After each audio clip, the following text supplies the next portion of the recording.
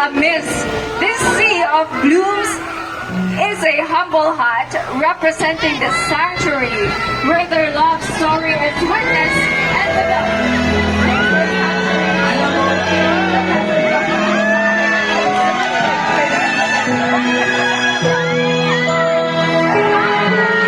Alam mo, sobrang nakakatuwa ang I'm Perfect na float. Siyempre, nakita naman natin ang punong-puno ng mga nagagandang bulaklak.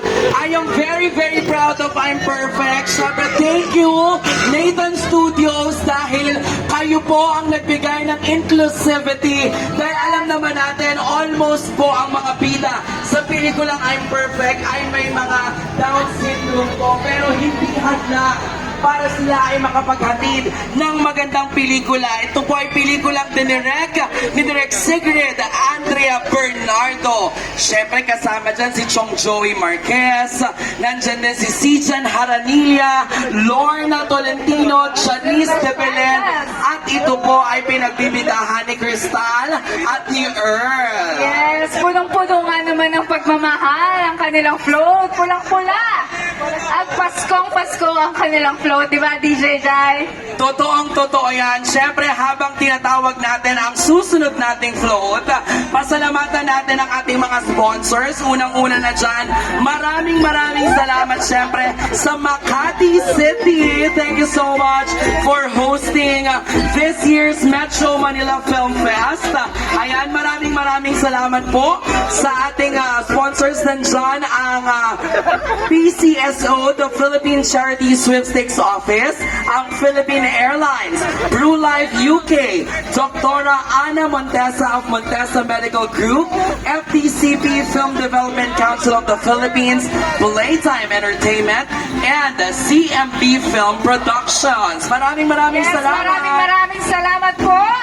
Ayan, at nakikita ko na, DJ Jai, ang susunod nating float. Nandyan na kasama natin ang Call Me Mother.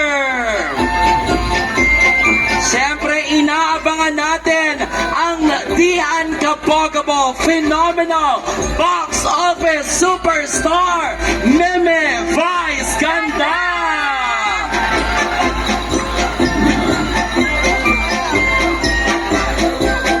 Ayan, nakikita nga natin, napakakulay ng kanilang float.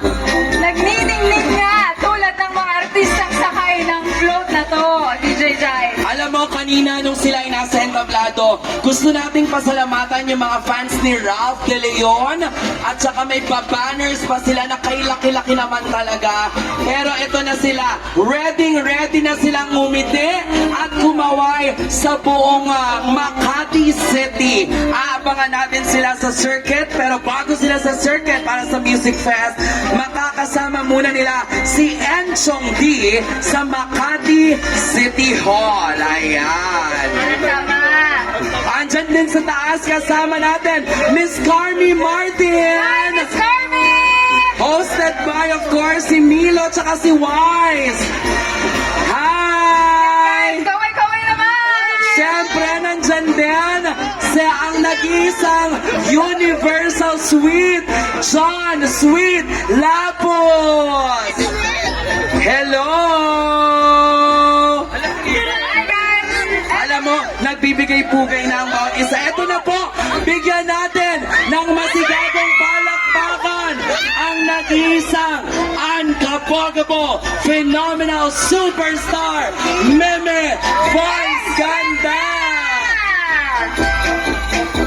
Ayan, napakaganda nga ng nag-iisang Vice Ganda. At float ng pelikulang Call Me Mother ay tinatawag nilang The Fortress of Dreams. Call Me Mother Float is a moving tribute to the strength of maternal love and the magic of child's imagination, with a hot air balloon removed and design centers on the square brick tower, shifting the focus from traveling to a dream to building dream at home. Ayan na nga, gumagalaw na! Once again, Call Me Mother Float!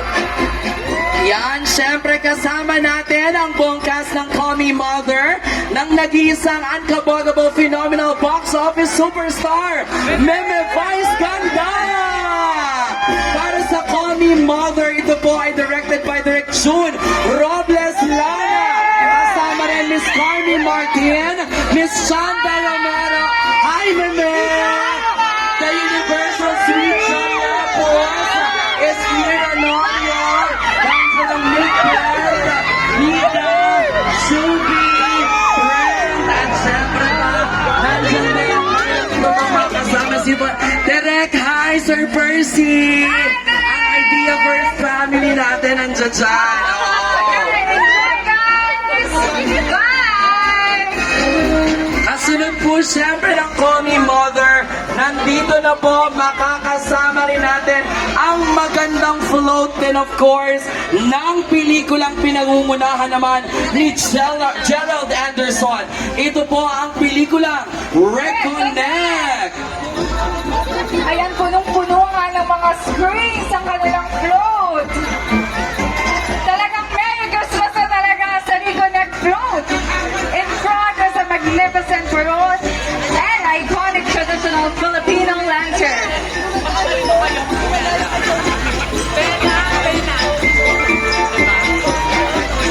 Sabay-sabay nating salubungin ang float ng Reconnect. Pinangungunahan of course, Gerald Anderson. Ayan, nandyan din sina Mavi, si Cassie, Miss Carmina Villaruel. Hello sa inyo lahat. Napakaway ko. Wow, grabe may kausok ang ating float. Totoo ka talaga na kaya nga ba natin na mag-reconnect kapag dumating ang araw na tayong lahat ay mawalan ng Wi-Fi, di ba? Kaabang-abang ang pelikulang ito, of course, Gerald Anderson, kasama rin sa pelikula si Andrea Brillante, syempre naman, nandyan din si Bella Padilla, ayan. Sunod-sunod na po, tuloy-tuloy na po ang pagdaan dito sa first stop ng mga float sa ating Metro Manila Film Fest Grand Parade of Stars 2025. Jai, nakikita ko na ang susunod na float. Ang Love You So Bad.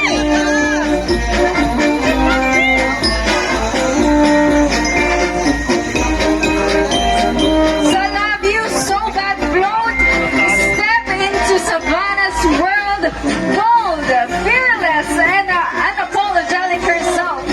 The Love You So Bad float transforms the street into neon-lit playground, inspired by the pulse of a Gen Z night out.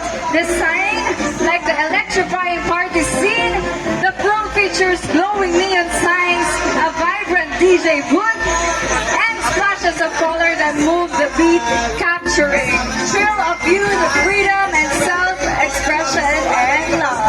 Ayan na nga! Once again, Love You So Bad! Siyempre, kanina kasama natin si Bianca Nevera, Will Ashley, si Justin.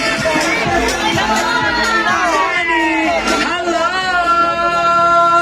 Ang Love You So Bad ay talaga namang ramdam na ramdam natin, no? Yung kanilang float ay parang may pagkano, yung feel parang Julina magtangal. Yes. Parang ganun yung feel, no? Alive na alive. Alive na alive in color pink, gano'n. Yes. Yes. Kayo pagka-Gen Z din, DJ Jai, di ba? Yes, totoo. Party team. Oo, totoo yan. At syempre, ito ang unang beses na bibida si Bianca De Vera, si Will Ashley, at si Dustin Yu sa pelikula. And alam mo, nakakatuwa ang kanilang direktor, Direk May Cruz Alviar. At atid sa atin yan, syempre, ng Star Cinema.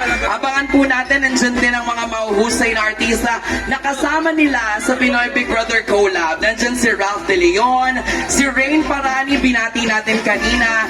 Syempre, marami pang ibang artista ang mapapanood natin pero ito podcast Bia, Wilka, nako, aabangan nila yan sa mga sinihan nationwide starting December 25. Ngayon na po yan, ilang tulog na lang, araw ng Pasko. Alam naman natin na kapag kapaskuhan, lahat tayo pumipila sa lahat ng mga sinihan natin nationwide. Maraming salamat of course sa ating host city this year, ang Makati City. Ayan.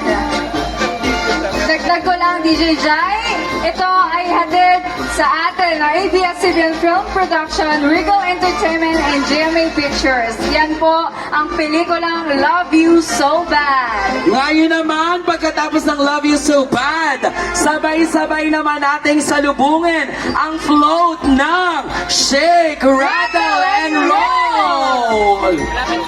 Malayo pa na, sa atin pa.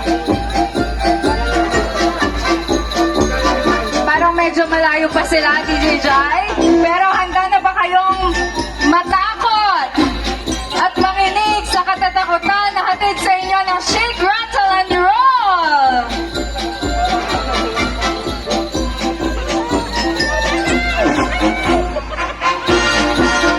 Diba? Siyempre, alam natin na mula noon, may Shake, Rattle, and Roll na talaga naman. Alam ko, ito yung parang may comeback din dito. Hindi lang natin nakasama sa entablado, pero mapapanood natin sa isang episode ng Shake, Rattle, and Roll si Miss Manilyn Reynes. Diba? Naku, sino ba naman ang hindi makakaalala ng Shake, Rattle, and Roll ni Miss Manilyn? Yung dapat iaalay siya, diba?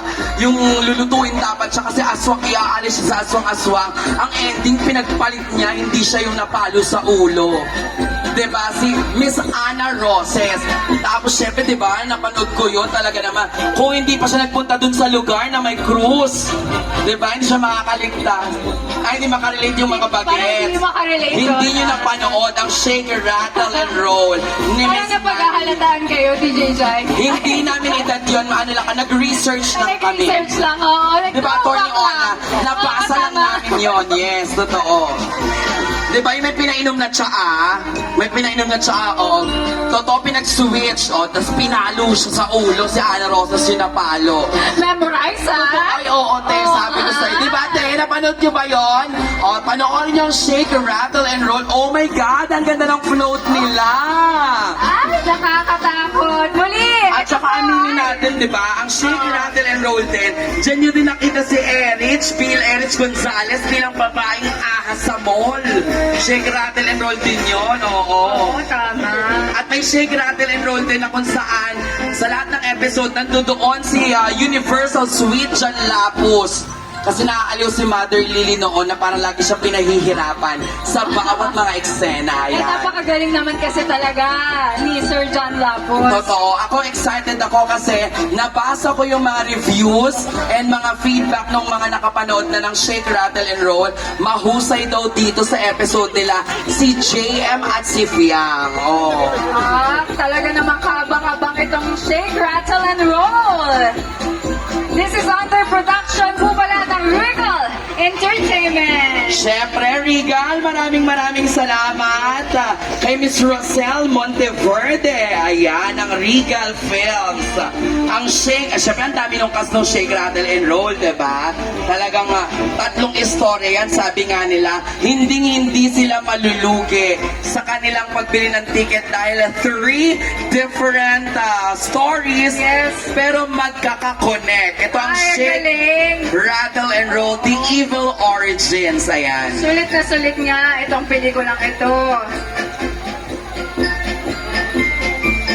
Ito nga, experience Shake, Rattle, and Roll Evil Origins as 3 terrifying timelines come to life from the haunted past of 1775 to the unsettling present of 2025 and the dystopian horrors of 2050. The flow brings Alam mo. spine-tingling stories of film series to the streets. Ayan na nga. Totoo, alam mo, kaya sila natatagalan kasi parang dun pa lang sa float nila, kinuyog na. Kinuyog ng mga fans ang Shake, Rattle, and Roll. Pero kailangan na po nating dumaan dito dahil malayo na po ang agwat. Nandun na po sila sa Makati.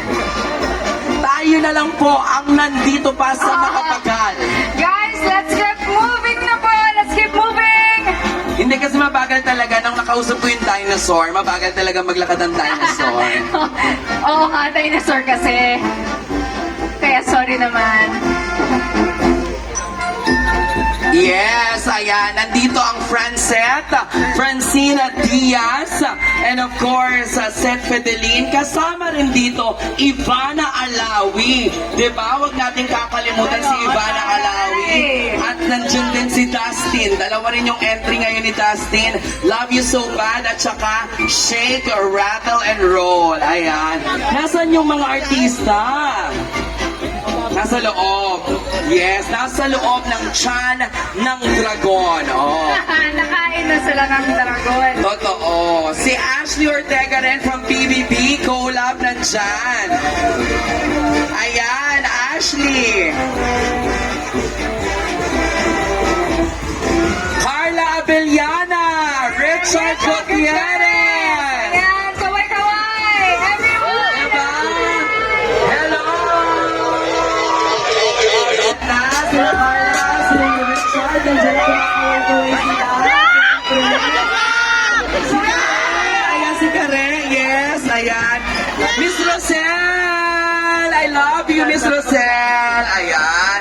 Regal Films, JM Fiang, Dylan, hello. Yes. Guys, ang ganda nga ng float nila. Sobrang nakakatakot. Talaga namang mararamdaman mo.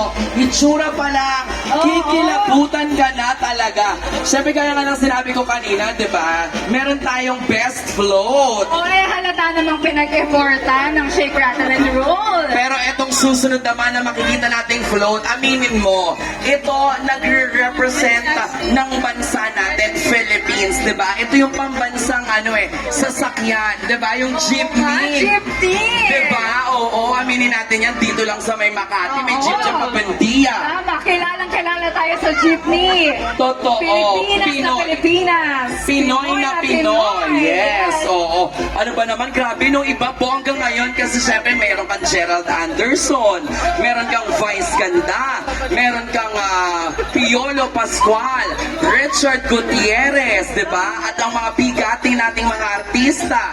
Meron tayong kasama, syempre, Miss Janice, Miss Lorna Tolentino.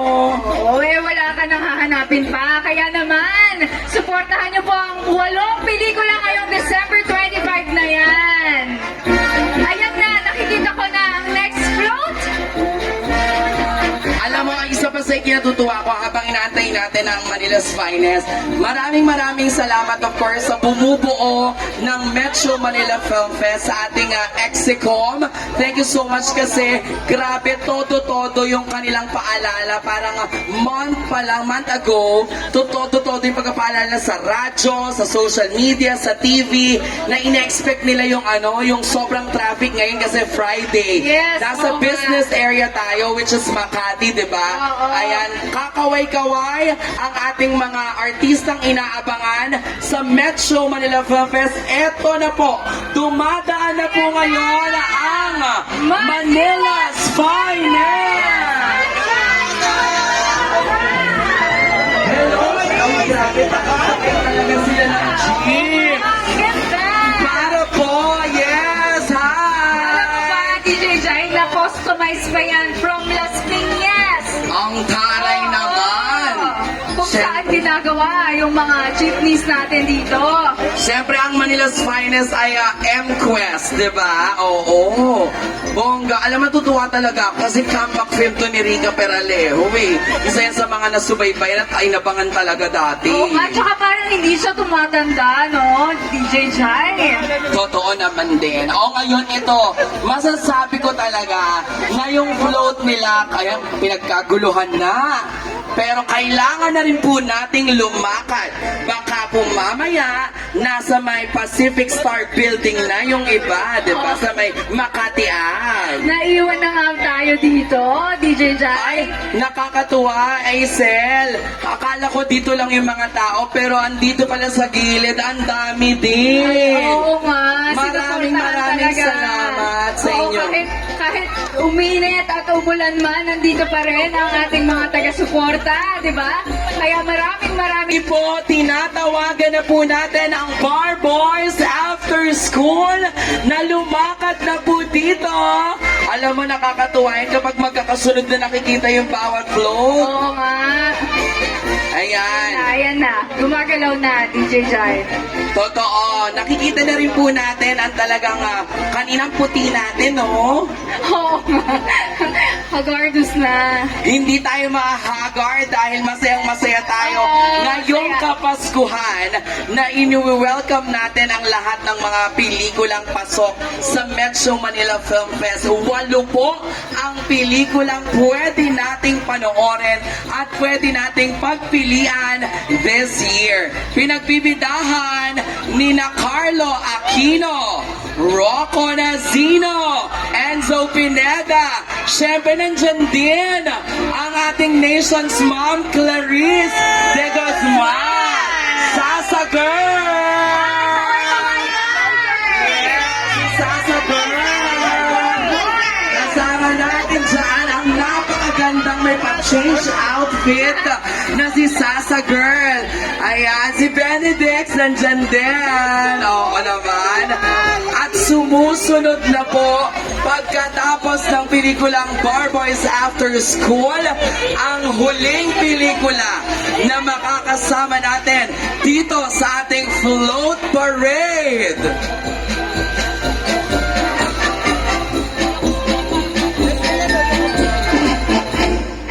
About Bar Boys After School float naman po, tungkol naman sa Bar Boys After School. Sari-saring kwento, sari-saring bigat.